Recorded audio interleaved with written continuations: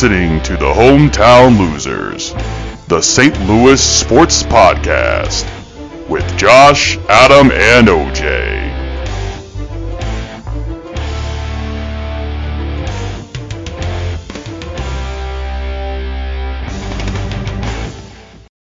Hey everybody, welcome back here to the Hometown Losers Podcast. This is session number 18. I am joined always here by OJ and Adam. Gentlemen, how are we doing on this opening day weekend? Well, glad the Cardinals are back. Opening day, the best day of the whole year, in my opinion. So I'm in a good mood. How's OJ doing? I took the day off work to watch that game, so I'm doing Nice, pretty man. good. It's cool. Yeah. There we go. Yeah, I was going to say everybody. There should be a St. Louis holiday. Everybody should be off of work today for sure. It pretty much is. There's so many businesses that already do that. You know what I mean? So it's kind of crazy. I gave it minimal effort. Okay, just don't tell my boss. Exactly right. Minimal effort. Thursday. There we go. Right. Yep. Sorry. Effort. That was Monday. We'll have nothing to pay attention to tomorrow, though. So no. Which it actually worked out because they're calling for some bad weather tomorrow. So at least, So at least it won't be rained out. So I think we're playing again Saturday at 1:15. Yes, sir. So let's go ahead and jump straight in here to the open day. I kind of want to get a review here. I'm just going to blow through some stats of their open day. Then let's do a general discussion for it. So Cardinals lost 10-9 to the Blue Jays. Just going through some statistics here. Donovan was 3 for 6, 2 RBIs, a home run, 3 runs. Newt was 1 for 4 with 2 walks, a strikeout. He got a run as well. Goldie 2 for 4 with an RBI, a strikeout, a run, a walk. Nato was 2 for 5 with 3 RBIs. Contreras, before he got injured, was 2 for 4 with a 1 strikeout, 2 runs. Bronillo 1 for 4 with that home run, 2 RBIs, 1 walk, 1 strikeout, 1 run. Which Bronillo now has hit 4 home runs in 4 consecutive opening days. That has tied the MLB record with 3 other people, which is crazy.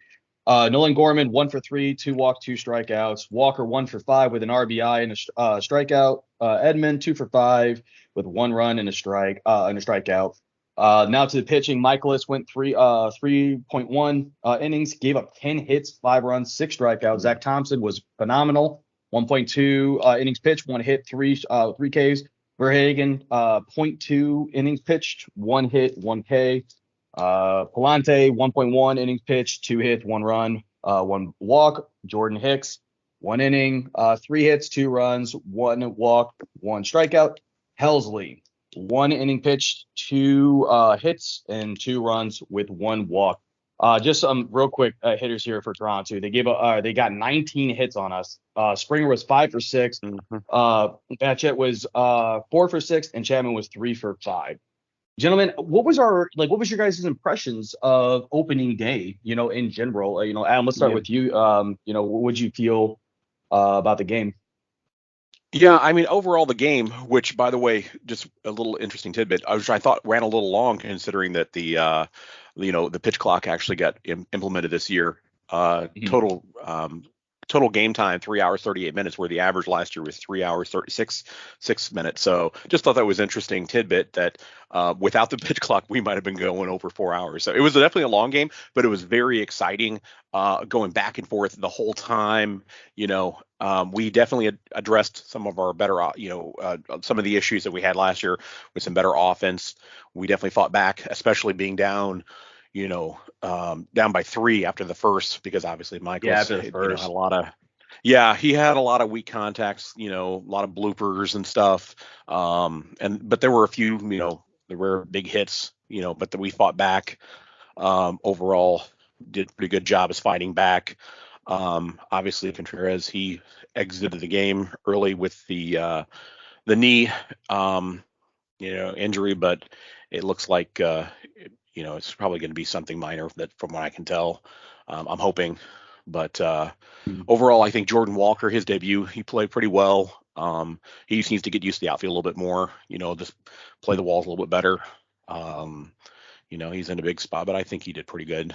We'll just have to fight back, come Saturday when we play him again. And Flaherty's up against Kevin Gausman. So, yeah, definitely a good game, though, for sure. Yeah, it was definitely exciting. OJ, what was your take on the game? Yeah, I mean, I think our pitching was actually pretty good today. is just everything was just every little bit of weak contact Unlucky. was finding Yeah. its way through. And Mhm. honestly, the Cardinals probably on most days win that game by 3 to 4 runs. But just today, I mean, like George Springer's 5 for 6, like he probably really only should have had one hit based on how hard he hit the ball with the other 4. You know what I mean? Like, Exactly. And it's actually funny. So Adam and I talked right before the podcast, like essentially right after the game. And the exit velocity average for the hits out of 19 hits was 71.3 miles per hour. That's incredibly weak. Wow. Like in MLB yeah, standards. That's crazy. that's what I'm saying. Like, probably should have won by at least 3 or 4 runs. But, everything broke right for Toronto today. And, yeah, I mean, other than that, I saw a lot of good from a lot of our players, and I enjoyed watching it. Yeah, and it's interesting too, because Adam, you brought up Walker, and I'm kind of on the opposite fence to that. I thought that Walker, listen, he's a rookie. Obviously, this is a very big deal to make the open day roster For in sure. baseball heaven for the St. Louis Cardinals, especially at home, right? A lot of pressure. Yep. I think he for definitely has sure. the nerves right now. Yeah. And he just he was up overamped. in a couple big spots. Exactly. Like his RBI was actually a double play ground out when they had like fielder's choice, yeah. Yeah, they had like multiple runners on base, and they get 2 outs out of it and only allow 1 run. So it's kind of more of a victory for the pitcher than him. Yeah, like well, he actually does. He beat out the run to first. But regardless, you're Oh up no, in you're that right. situation. You're right. He did. Yeah. Yep. You're right. up there Almost in a situation, right? There's no outs, bases are loaded, and you do hit into a double play. Now, good for him showing off the speed, because that was something that I did not know he really had, was that kind of speed down the baseline. But to your For point, being a big OJ, guy, that's how like 6'6", 250. And he can really hustle. Yeah, I tell you. big, man. Yeah. Dude's a big guy. You get down the line. Yeah, but he kind of definitely like has some hustle. Vladimir Guerrero Jr. Honestly, that dude is huge. And the way that he got to second base on that one, where it's like, where Walker overthrew second, actually was going to third. Yeah. And I thought that play, again, when you watch the review, it was very close, but I thought he was out. Like, I thought that Nato made a brilliant strike, and I thought they got him, but obviously, it was safe. I definitely wish they had challenged that. But I think that over normal course of play, that ball's got to go to second. Like, I don't think he really had much of a chance of getting out at third, even with a perfect throw. So, like, you got to get that at second. That allowed a run to score. Like, Guerrero, I believe, came around to score again. So, if he had just hit his cutoff man and kept him at first, might have been a run off the board for Toronto, For sure. And I think that was, again, him being up in a big spot, feeling that, hey, I need to be able to show that I deserve to be up here. So I'm going to show off my big arm and, gun this guy out at third. When in reality, especially with the Cardinals, and the Cardinal way to do things is play small ball, play the game the right way, hit the cutoff. Yeah, exactly right. Yeah. Don't go for like the 1 in a million chance that he stumbles or something and you get him out, because he was already pretty close to third by the time he came up to throw. So. Yeah. Well, if you saw Nato came up, into pretty much like, right with the shortstop position to catch and then strike, because he saw Vladimir Guerrero Jr. going to second. You know what I mean? Yeah, exactly. So, and again, I need to talk to him about for sure. Yeah, and I think this is exactly kind of what you were talking about, OJ, with that, that if he started in AAA this season, it would be okay because he needed more work in the outfield. I definitely saw that. I felt like he kind of made a missed play on on the balls that dropped down and kind of let it get past him. Adam, you even alluded to that too, that he needs to learn to use the walls and like how to get that and stuff. 100%. Yeah, and that'll come with time for sure. Absolutely, it will. Yeah. It's just might like to see him learn some of that stuff a little more while he's in AAA than at the big leagues. But who knows? We'll see. Next game he had a pretty good. Next game there won't be as much fanfare, so exactly. I think maybe shake off the nerves a little bit. Yeah. You get the first one under your belt. You know what I mean? For sure. Yeah. Definitely has a in spring training for sure. So I know he obviously was that was trailing off a little bit towards the end for sure, but hopefully he can recapture that. Yeah, for sure. Yeah. Let's talk about that Contreras injury here, because obviously there's definitely some level of concerns. There's not been much that that has been come out and said, but Marvel did say after the game that the X-rays were negative. He does have to get an MRI. He will have to get 3 total MRIs from different positions, but everything is incredibly positive right now. It was labeled as a knee contusion. I mean, when you take a 103-mile-per-hour fastball from Jordan Hicks off, like squarely off your knee, it's gonna leave something, right? Oh, for sure. Yeah, because that was just unfortunate. But, he knew it immediately too when he jumped up and was like, "Oh crap, I'm on one leg here." Yeah, well, that's good. I mean, it should be a pretty easy heal for him overall, especially if he didn't, do anything other than just a contusion. No ligament damage or anything like that. Essentially, it's a deep breath. It'll give him some pain or whatever, but.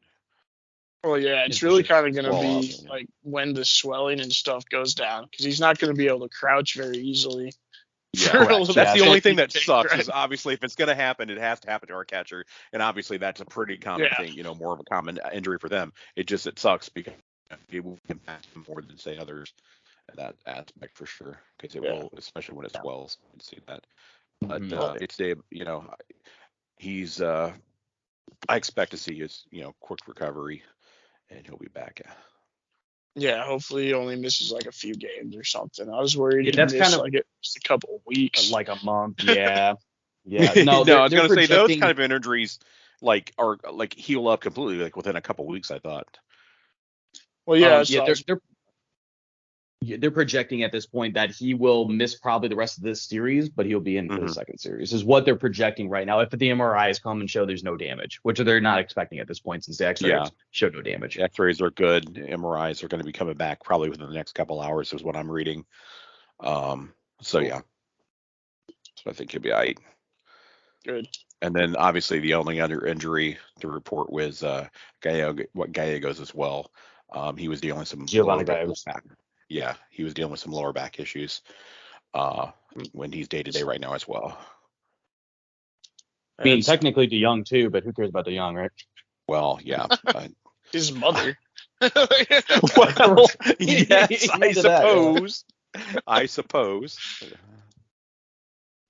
And I tell you, they showed the update during the broadcast or whatever, and they showed him the picture of him in the middle of his swing, and he's got this nasty grunt, and they just left it on his face and almost zoomed in on his face with this nasty grunt for 45 seconds. I'm like, wait, you can't just show his roster picture or anything. It's got to be this weird picture of him mid swing grunting because he's swinging as hard as he can.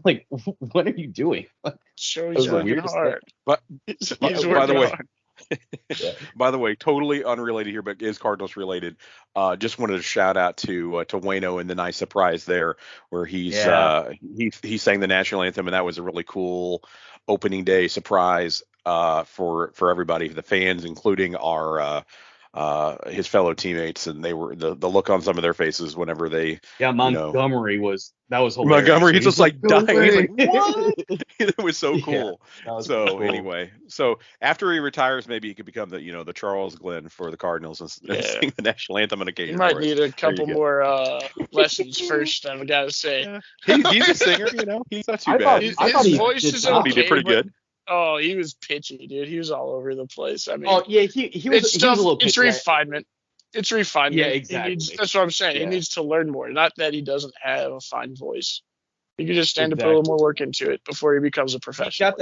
Right. I think that he's got to it was kind of weird. As you said, pitchy. He was leaning into that country twang that he's got, and then he gets out of it and he goes back into it. And I'm like, okay, are you trying to be is it a ballad or is it a country song? You just got to figure out which one you want to go with. And that's I was going to say the anthem is hard to sing for a lot of people. So much slower. He ended singing so much slower than he began as well. The accompanying musicians are they did a good job. Yes, they did. I definitely have listened to him, sing some country before, and he's actually pretty decent, when he's singing country. But obviously, the anthem is a lot harder to sing than country, some of the country songs that he's used to, for sure. But I just thought it was a cool little touch, especially since his last year. It was awesome. And I thought that was a really cool to see that. So it definitely gave me some goosebumps. The national anthem. Yeah, there we go. Could you imagine? Funny with that. Him and Pujols do a duet. Sing the national Oh anthem. man. Oh man, that would be hilarious.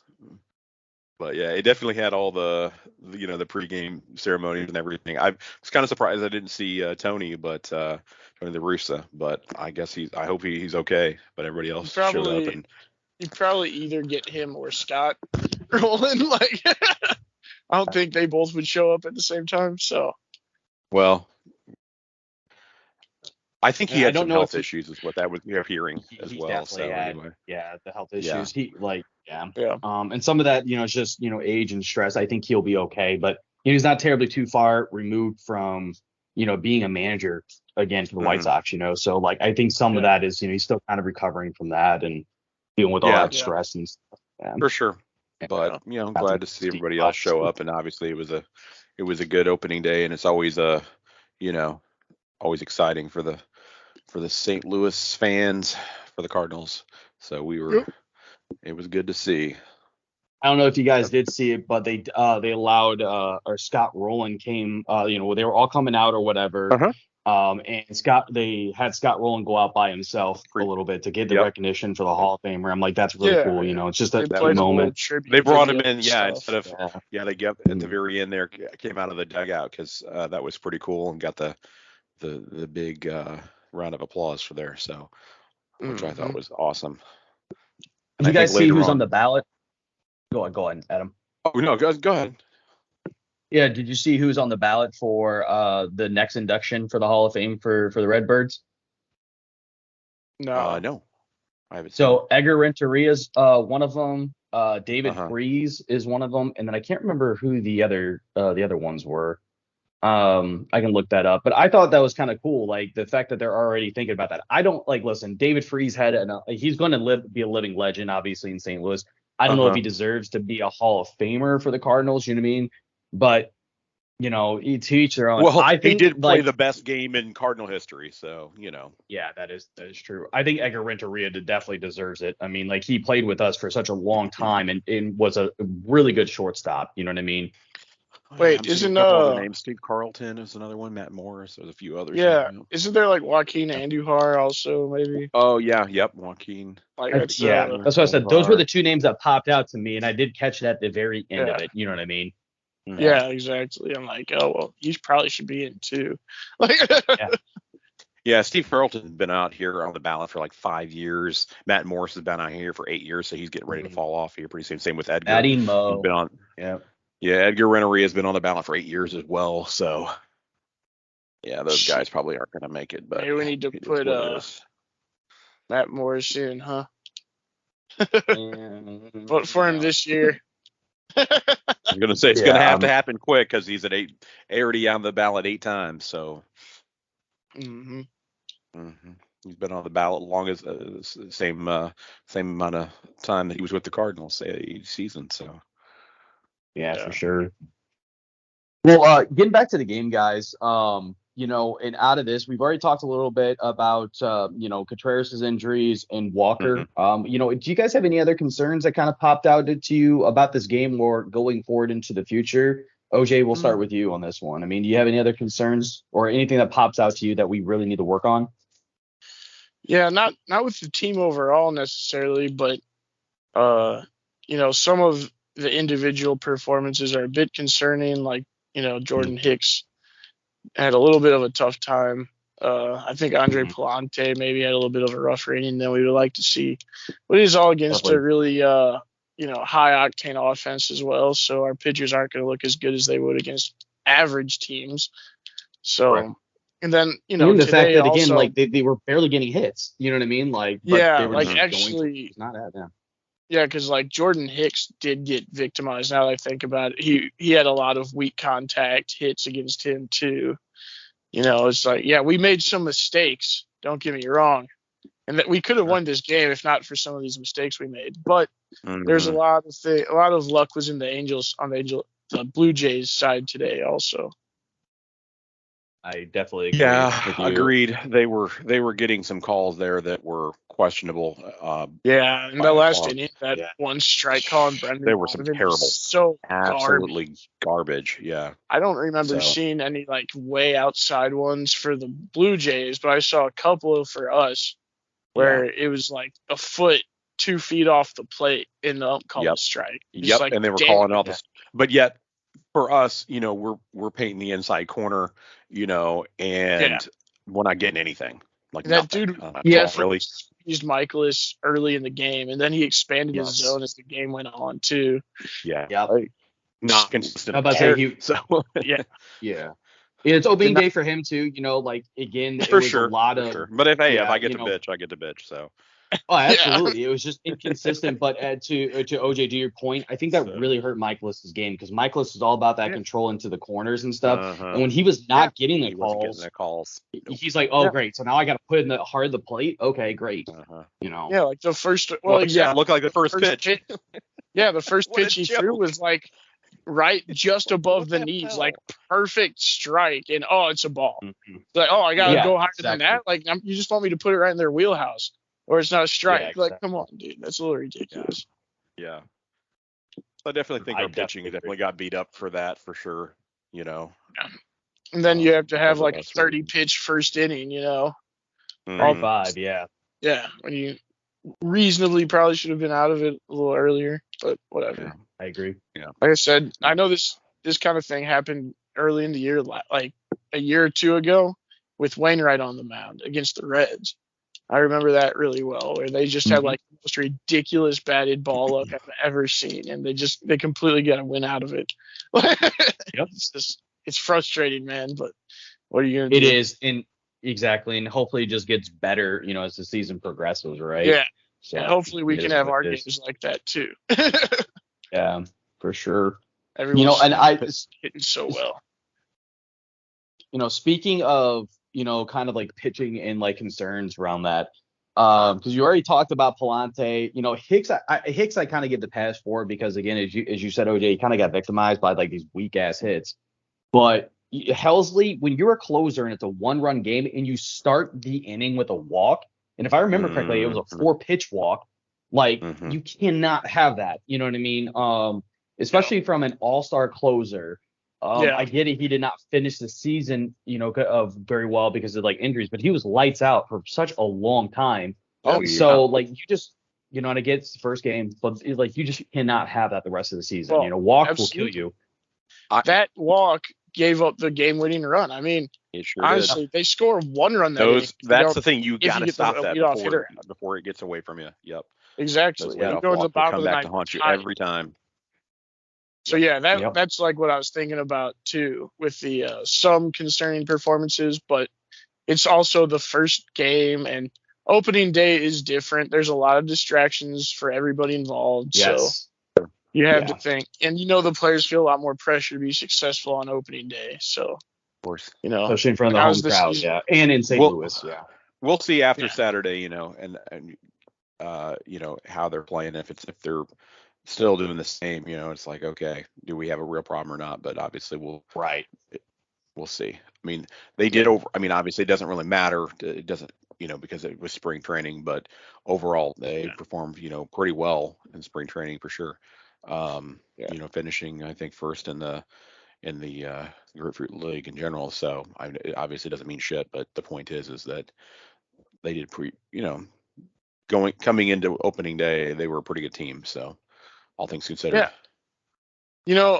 I do have one small concern, and I guess it's kind of I'm wondering how Flaherty's going to do tomorrow because, he could get legitimately lit up if he's not feeling his stuff. Like, so next thing you know, they light Flaherty up because he can't command his fastball or something.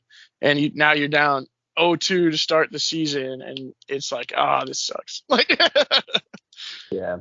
I mean, it's such a long season, but for especially being a part of Cardinal Nation, it's really hard to not overreact to those situations. You know what I mean? Yeah. Especially like we talked, we talked about like in this offseason about how we were kind of somewhat disappointed. At least I was, Adam. I know you were too. about not going out and maybe getting another move, whether it's a pitcher, whether it's a shortstop, whatever. But then as things got progressive and you saw like in spring training, you got more and more excited. So it's like all this buildup, and it's like, you start the season by getting swept by the Blue Jays. Yay. Right. Like if that happens, that's definitely going to lean back to, damn it, Mo, you should have gone and got somebody. You know what I mean? I think that, I was going to say, I think that's a bit over. I mean, I know you obviously don't feel that way, but there's certainly a overreaction there. I don't anticipate that'll happen. Yeah. In my opinion. I mean, I mean, considering how well, I think this game was so damn close, you know what I mean? It truly was. It came down to literally the bitter end. And obviously some things just, I think part of it was just bad luck in our, as well. Oh, so 100%. Yeah. For sure. So, I mean, our hitters did legitimately well. Absolutely showed up. Yep. 9 runs, and that was mostly legit. We definitely had some BABIP hits for sure. Like, I think Tommy Edman had one where he basically had a swinging bunt, but like, overall, the fact our that they hits were put 9 runs hard. and 15 hits, that's pretty damn good, Yeah. And also, like 99.99% of the games you play. Yeah, for sure. Exactly. Yeah. 9 runs, 15 hits, and they just outperformed us a little bit. So it is what it is. Yep. Yeah. The only other concern that I had, and it got better as the game progressed, was Nolan Gorman, right? I mean, he starts, his season with a strikeout. He got a single on his next bat, then struck out again.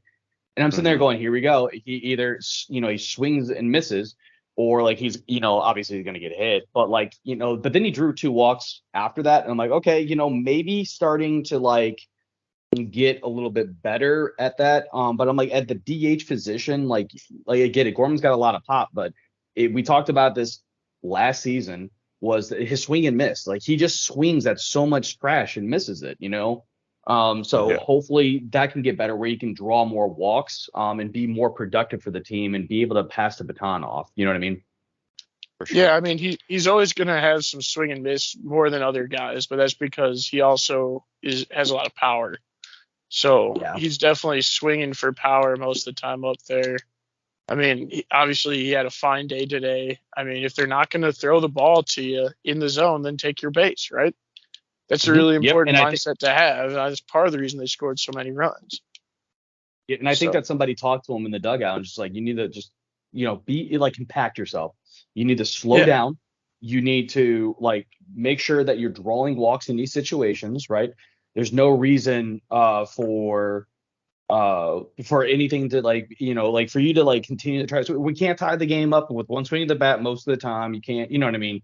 Stuff like that. Yeah. So I think that is, and it was good that if somebody did do that, it's great that even in big situations, he calmed himself down, was able to draw those 2 walks. So that, again, that's why I said it was a little bit of concern, but I didn't even have it written down as a concern because he showed the progression even in game. You know what I mean? Mm-hmm. Yeah. Having that patience. Yeah. And one of those walks, the pitcher never threw him a single strike. I mean, he had the one strike that the ump called a strike, even though it was way outside. But other than that, way outside. So the guy threw 5 balls and he got a walk, but he didn't swing at any of them either. So like, he's definitely got some plate discipline, which is good. Exactly. It's just, and that's what we needed from him. He probably will whiff at some stuff sometimes, but it's just really important for none of our players to have the mindset that, they need to make something happen at the plate, because they've got a lineup full of people that are capable of driving runs in. So anyone can do it. If the pitcher wants to load the bases before he starts throwing strikes, let him. Exactly. You have faith that the person that comes up behind you will do damage with that opportunity. Absolutely. Well, speaking of the roster here, we kind of already did a roster, preview, so to speak, from last session. So I'm not really we don't need to touch on it too hard here, but pretty much, it's the same roster that we thought it was going to be. Let me actually go through, because we obviously saw the starting lineup today. Obviously, we know that Jim Montgomery is going to be pitching. Jack Flaherty, as you said, is going to be starting on Saturday. Matz and Woodford are going to be, into the rotation here. The bullpen, we already saw, Helsley, Palante, Hicks, Stratton and Zach Thompson. Or no, well, Stratton was warmed up. He actually didn't get into the game. But Zach Thompson, Drew Verhagen. The biggest difference that I saw here was Eunice Cabrera was actually sent down, and we ended up bringing up Packy Nodden. What's your guys' take on Packy Nodden being brought up instead of Cabrera? Because I thought Cabrera was kind of the guy that we were going to rely on a lot. Yeah, so I think it's a command thing with Cabrera, and so he obviously has the stuff. I think they are just kind of I think they're more concerned about his command than they were when they initially called him up, and so now they're trying to make sure they do something about it before they give him meaningful innings again. Whereas with Packy Naughton, he may not have the best stuff, but you can figure he'll at least move the game along by throwing strikes, and get you some outs. Right. So. Yeah, main thing with Packy is that, he's shown his ability to retire some left-handers consistently, but obviously his problem is, been at least last year with him against some right-handers. He had an average of 374. They had an average of 374 against him, all of the right-handers that faced him. So, yeah. But he's pretty solid reliever overall, but still. Yeah. Yeah. Again, I mean, to me, I was just kind of surprised because I felt that the preview that we had was like really solid. It's like, okay, these are the names, right? And Nodden got brought up due to injuries last season, so obviously played a little bit with us. But, again, it's never a hurt to like get somebody optioned down to definitely work on his control. You feel a lot less pressure in those situations and stuff like that. So, again, that's what I believe. The Cardinals organization knows what they're doing. So. I think that is, to me, it was, I kind of felt disappointed, but at the same time, like if he was going to come up and all of a sudden, just, be giving up homers or like, walking everybody, then what's the point? You know what I mean? Mm-hmm. Yeah. If you look, this Genesis Cabrera thing goes back to last year. I believe he wound up in the minors last year too. I don't remember the exact sequence of events that put him there, but. Well, I think he had like some sort of like strain on his arm or whatever, and so they kind of sent him down to get work. But I think he ended up staying there because like Packy Nodden came in, did good, but we kind of like had everybody figured out because Plante was solid, Hicks was doing okay, and stuff like that. So I felt that maybe that's the reason why. Who knows, right? Yeah, it could be. Well, let's transition here and talk about another St. Louis team here. How about STLSC? Holy crap! Can these guys I mean, they're amazing, right? 5-0 to start, first time ever in MLS history for inaugural season at least. They're fun to watch, guys. Like that's the thing that I really like about this. OJ, you're really all about their defensive strategy. You know what I mean? You talk about it a little bit when we're playing Rocket League and stuff like that, right? Just overall strategy, like their style, I guess you'd call it. Yeah, well, that's a good point too. So what was it called again, OJ? So the listeners know. It's I believe it's pronounced the Gegen press, Gen press, and it's how you counterattack. Like when you don't have the ball, you fight relentlessly to get it back, and then once you win it back, you send attackers to support whoever won the ball, and you try and maintain it. And then you go. It's a really direct attacking style that puts a lot of balls on net. It gets a lot of corner kicks and that kind of stuff. Relentless style too, of putting people on and making other people uncomfortable. So when you're in possession of the ball, you feel uncomfortable that you have to get rid of it right away, forcing somebody into a mistake, right? And I think that actually works out really well. So some statistics I showed. So to the Gegen press, right? We are actually number one with fouls committed in the MLS with 78. Believe it or not, we are also number two though in interceptions. I'm sorry. We do defend hard. Yeah, we definitely do. We don't get a lot of cards though. I will say that from what I've seen so far, anyway. So yeah, like keep it relatively. Common fouls. Exactly right. Yeah, just common fouls, nothing egregious or anything like that. Right. And that's something that hopefully we'll be able to have him on the podcast maybe next week. But Danny, who's our resident soccer expert, We talked about that a little bit about how, they were fouling, but, fouling in the right way. And there is a way to do that. You know what I mean? Yeah.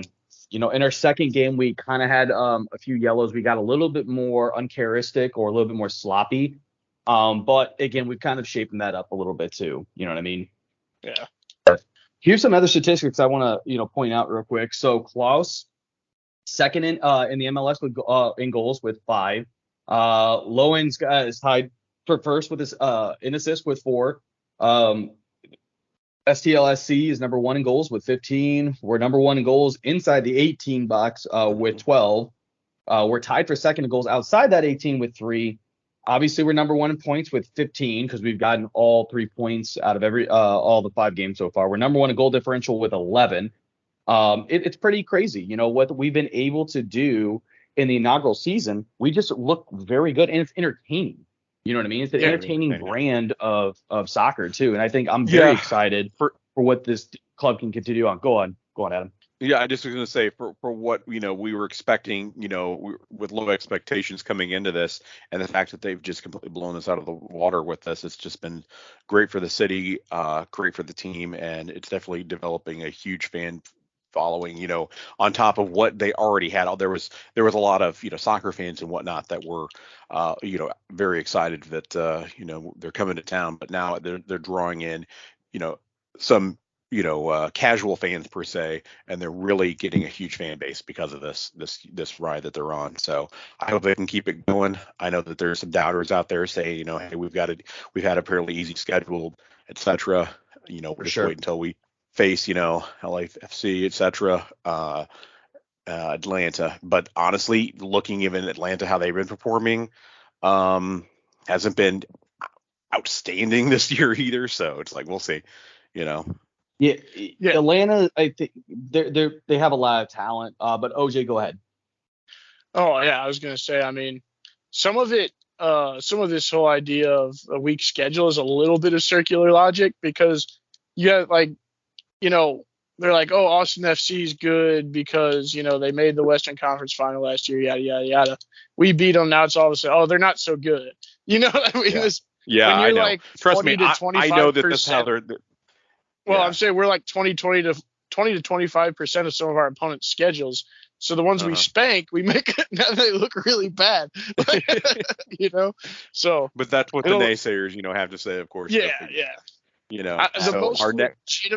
The most legitimate doubt I've heard that people have is they think that our style is not viable over the course of an entire season. It's just too physically demanding, because that's really what it is. It's a style where we're going to outwork the other team and make them tired and all that. But obviously that means you have to work pretty hard yourself. So it's fun to watch, and it really endears the team to me, and I'm sure a lot of people. That's where the naysayers are. They're saying once it gets into the middle of summer and it's hot as hell outside, and we've had a lot of games and stuff, are you going to be able to keep up this style? So we will see injuries too. Because of the type of style we play too, they're going to be more vulnerable to injuries because, again, you're wearing down your body. So it is a legitimate concern, but you can say that for pretty much any type of style of play, right? Sure. I remember in the World Cup when they were talking about Spain, how they pass you to death, right? They'll complete 1,500 passes in a single game, which is ridiculous. But their style is to not let you have the ball and wait for their opportunity to open. And so it's a very boring style. They pass it back and forth. They pass it all the way back and they send it forward. But they try to make sure that they're passing and look for those opportunities.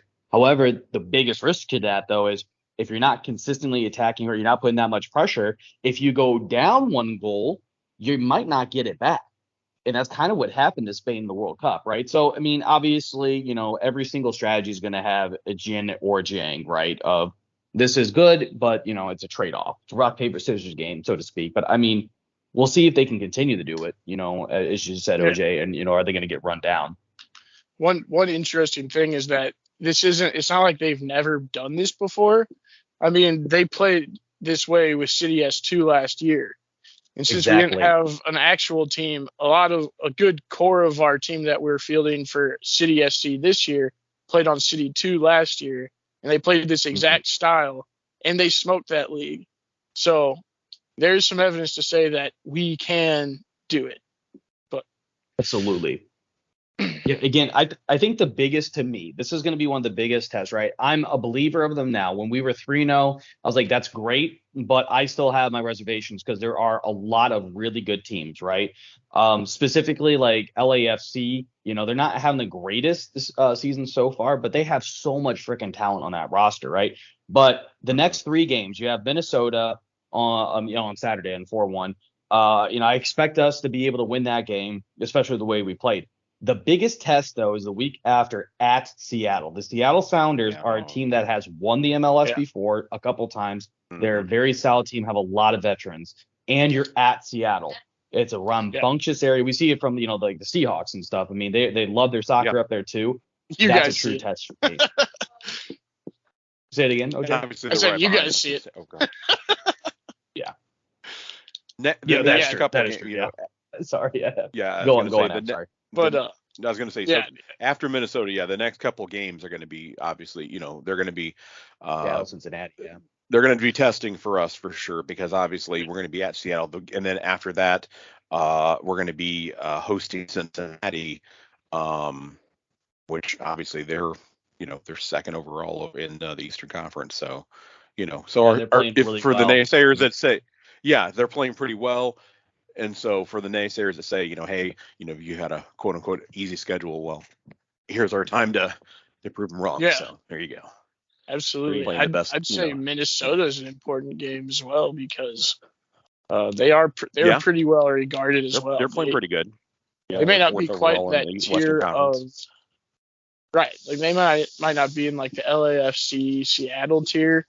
But they're probably also a tier above a lot of the teams we've played so far this season. 100% agree. Yeah. Sure. We'll have to see how it goes, but hopefully we can continue to ride the hot streak and be able to just, continue to put more goals in the net and be able to win some stuff. You know what I mean? Yeah, absolutely. Sounds good. This Klaus dude, he's like awesome.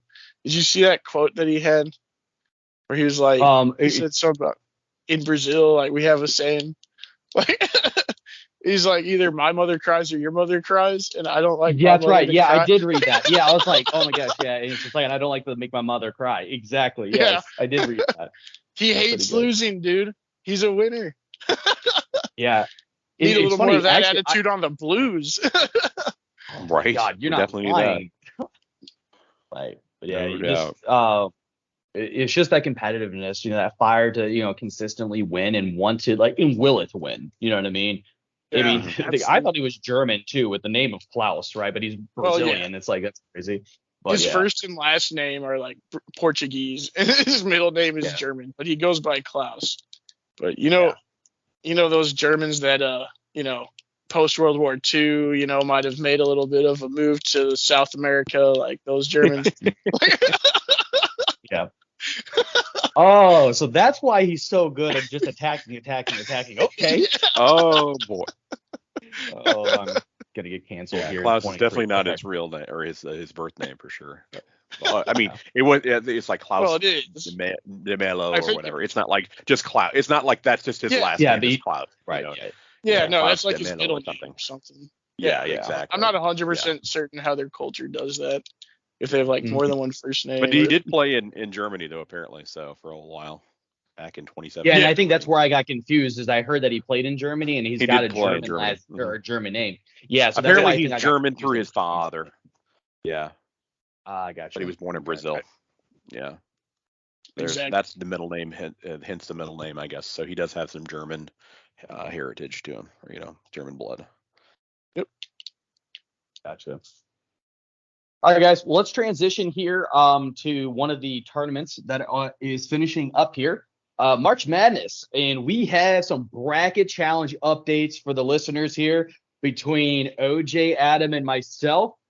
I'm trying to get all excited. There's nothing really to get excited about. OJ, I was going to say that this thing was decided a while back, honestly. Yeah. I kind of stopped paying attention because I already knew I won. Yeah, like this thing was already over pretty quick, honestly. It's super funny too. So OJ wins with 53 points. His max is 53. So like literally, everybody is gone out of this for everybody. Adam fought valiantly, got 47 points, and I'm still trying to finish the race, so to speak, in the 38 points. Well, you know, as Ricky Bobby always says, if you're not first, you're last. But in this instance here, I was not, thankfully. So I wasn't first, but I wasn't last. So well, hell, Ricky, I was high when I said that. You could be second, you could be third, you could be fourth. Hell, I could be fifth. I could even be fifth. Exactly. Yeah, I can hold that Exactly. a high on myself. I got a bronze medal in these games. All right. Yeah. Yeah, you medaled. You got the participation trophy. There you go. Exactly. Nice job, dude. Yeah. Yeah. There you go. Well, let's take a look at the Final Four preview here, because there's only 3 more college basketball games we got left, right? So you have number 5 San Diego State versus Florida Atlantic University is number 9, so FAU, and then on the other side of the bracket, you have number 5 Miami, and then you have number 4 UConn, right? Let's talk about that San Diego State FAU game. You know, I think it's going to be a very good game. FAU's been on one. Will they actually be able to get into the finals, or is San Diego State actually going to be able to turn them down? I'll start here with a prediction. I think that San Diego State's going to get into it. It's kind of weird. Mm-hmm. When I was filling out my bracket, I really actually truly believed in San Diego State. I thought, and I might even had them going to the Sweet 16 or even the Elite 8. I don't really remember. But I remember I almost put them in my Final Four. I am not joking with you. I almost did. But I'm like, nah, like I just don't think they're going to be able to get to it. You know what I mean? So I'm glad to see that. I love like the smaller school Cinderella stuff, even though they're going up even against a smaller school and a smaller Cinderella or a bigger Cinderella. But I think that San Diego State is going to be able to get to it. Yeah, exactly. OJ, what do you think out of this game? Who do you got coming out of this one? I'll guess Florida American, just cause. I mean, at this point, why not, right? Florida American. I thought it was Florida Atlantic. Florida Atlantic, sorry. Florida Atlantic. I misspoke. Okay, yeah. I misspoke. Okay, cool. But no, you're good. I was just like, what? Damn. I've been saying it wrong. Why not? This is basically like an entire Final Four of Cinderella stories, kind of like. Pretty much, in a sense. Not that UConn is a nobody, but like 4 seed, like that's they're like the highest seed left still, right? Yeah. I don't know. That's pretty crazy. Yeah, technically they were, because I think Miami was a 5th seed originally. It's 5th, right? Correct. Yeah. So from here on out, I'm just gonna go 9 seed all the way. Absolutely, I agree with him 100% on this. So I'm by myself with San Diego State. Yeah, I was gonna say no, and the reason why this is considering all the upsets this year, and I just completely got screwed on this thing. I'm going Florida Atlantic. Going into the finals with, I'm going to go with UConn though. Yep. Man, okay. But Florida Atlantic wins the whole thing. Exactly. I've got to put Florida Atlantic with UConn. So there you go. That's what I'll do. We got so you got UConn, Adam. OJ, you have UConn or Miami? You know what? I'll just do Miami to be different, so we can still like win. You know what I mean? Yeah, for sure. So just to have a unique bracket. So I'll go Miami, Florida Atlantic winning the championship. Total score, I'll stick with my pool host one of 130 in case there's a tie. Okay. Yeah, I mean, I'm not going to keep track of the points and stuff, even though I guess I should. But I got I'm going to go in the finals. Right, it really doesn't. I'm going to go with the battle of the 5 seeds for the finals. San Diego State versus Miami. And I this is hard. I thought long and hard on this. I really think that Miami's going to pull it off. I just think it's their year, to be quite honest with you. I want San Diego State to win it because it's more of an underdog, more of a Cinderella story. But I think Miami, out of these 4 teams, has shown me enough to be able to do it. But they got to obviously get through UConn. If they get through UConn, I think that they'll have a very good chance. Sure. I mean, why not? You're either playing another 5 seed or a 9 seed. If you get exactly. UConn. Yeah, like they got to be thinking, man, this is the best chance we'll have to win a natty in a long time. Amen to that. You're not gonna get this just come around again. Yeah. Got to make those chances count, right? Mm-hmm. Yes. All right, guys. Well, let's kind of get close here to finishing up the podcast. Let's play a little game here of an under over, right? Since we can kind of do some quick hits on some of the things going on here. I got two of them prepared. Unless one of you guys want to go first or whatever for the under over. Does anybody want to start with their prediction? Yeah, okay. So I'll do one. Go. I've got so I was listening to a soccer podcast yesterday, and they mentioned that in the past it's taken around 40 points in order for a team to make the playoffs in the MLS. So my over under is over under 40 points for St. Louis this year. I am going now? to. Yeah, we're at 15 now, correct? Yeah. So you know what? Let's call it 40 and a half. So just go over under 40 and a half points. Okay. That way we can. So it's either 40 or 41, right? Yeah, exactly. Yeah. I got you. Okay. All right. I'm going to say over. I think that this team definitely has the tenacity to be able to get over 40 points. I mean, obviously, you're almost halfway there now, right? In the first 5 games. So I think that you really have a good opportunity of being able to get in. So I'm definitely going to take over on this one for sure. Adam, what about you? Definitely taking over on this as well. I mean, I have no reason to believe that we won't, considering that we've been playing exceptionally well. And I have confidence that we'll be over. Sure. Cool. Well, Adam, what about you? What's an under over that you have for us? Under over on Nolan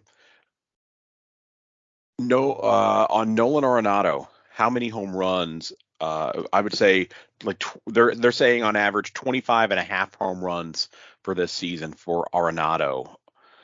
What are your thoughts on over under on that? OJ, you go first.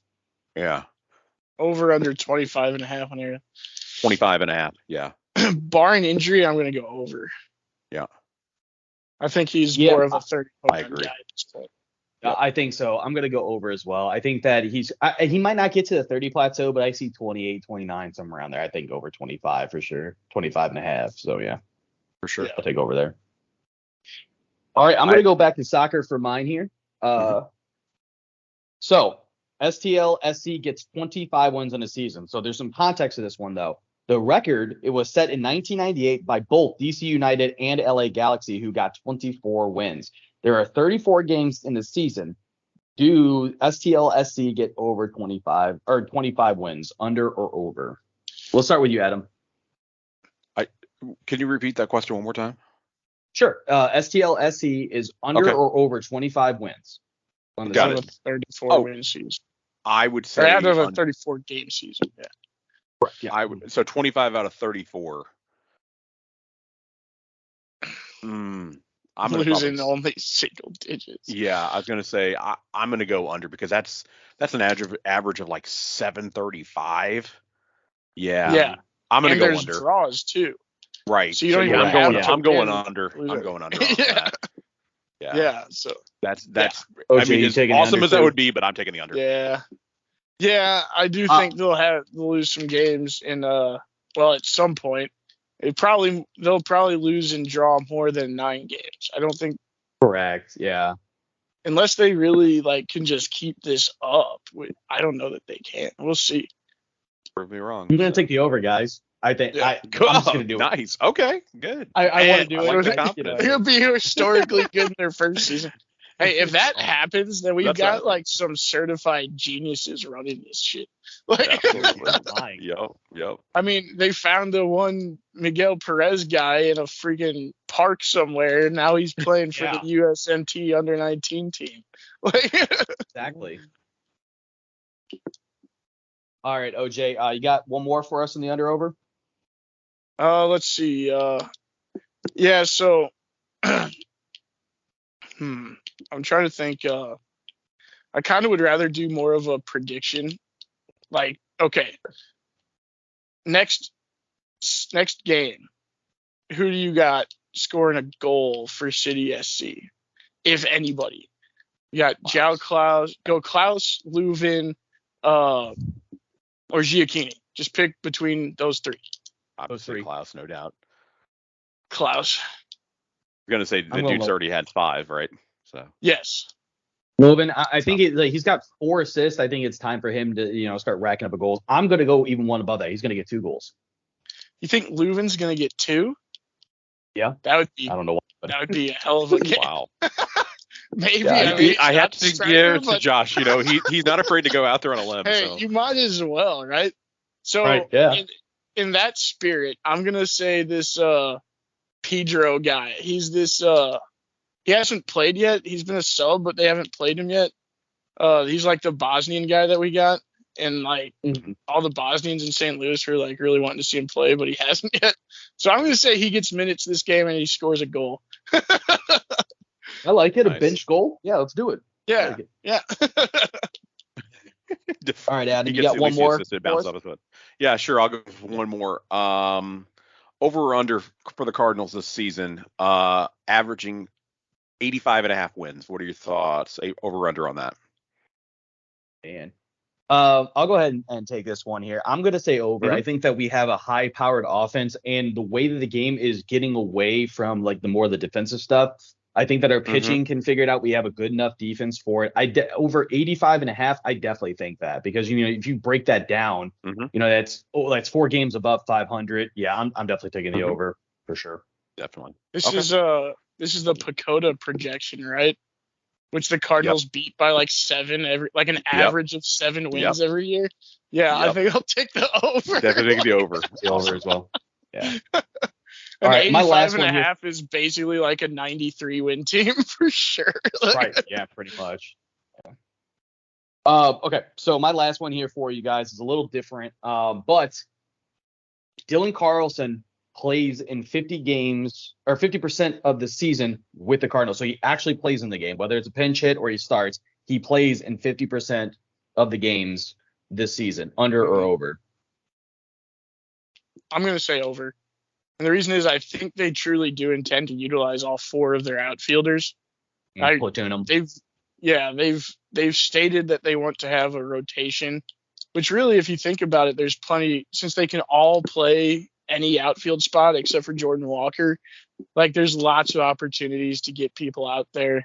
And then you throw in the DH and pinch hitting opportunities and stuff like that. And I think there's going to be actually more than enough at-bats to go around for all 4 of those players.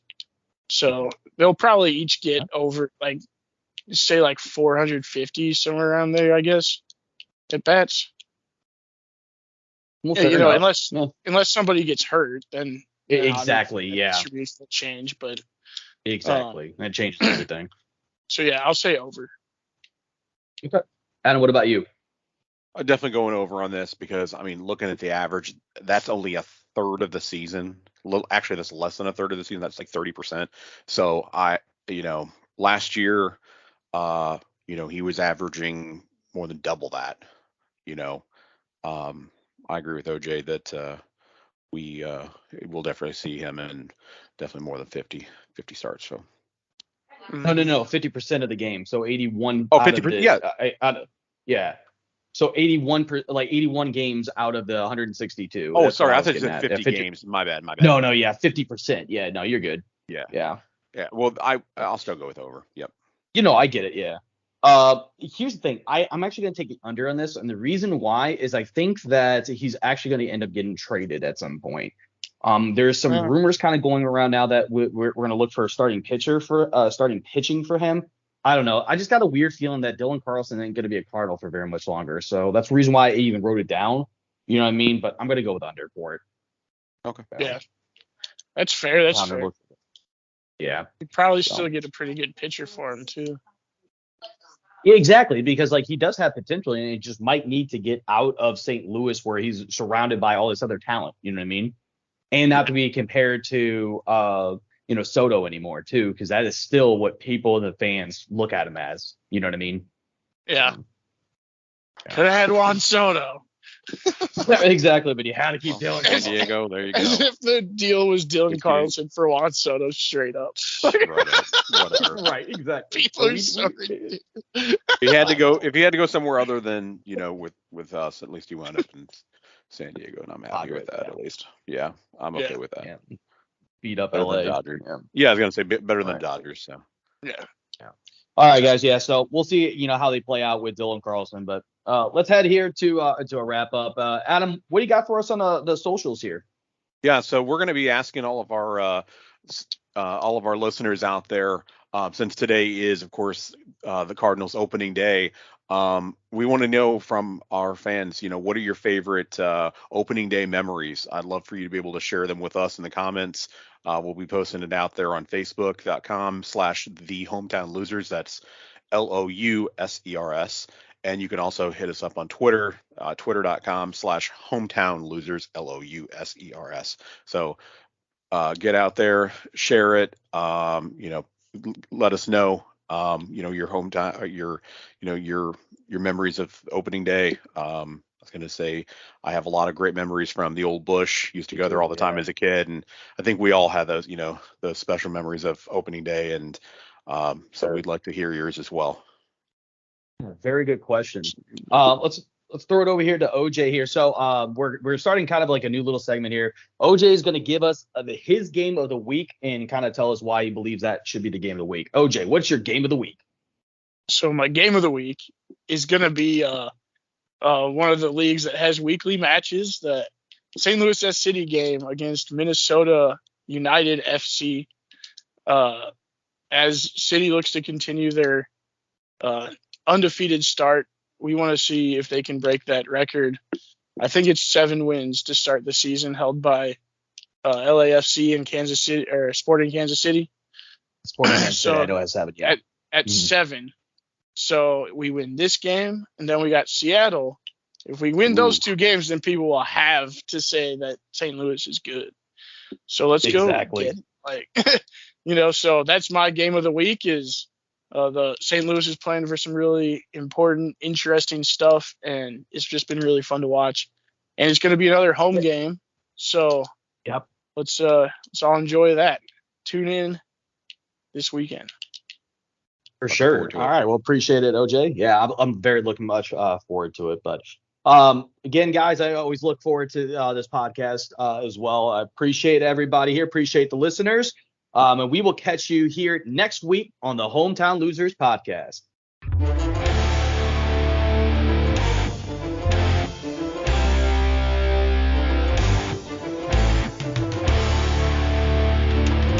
This is OJ, and I wanted to thank you guys for listening to the equivalent of 3 dudes sitting at a bar talking about sports.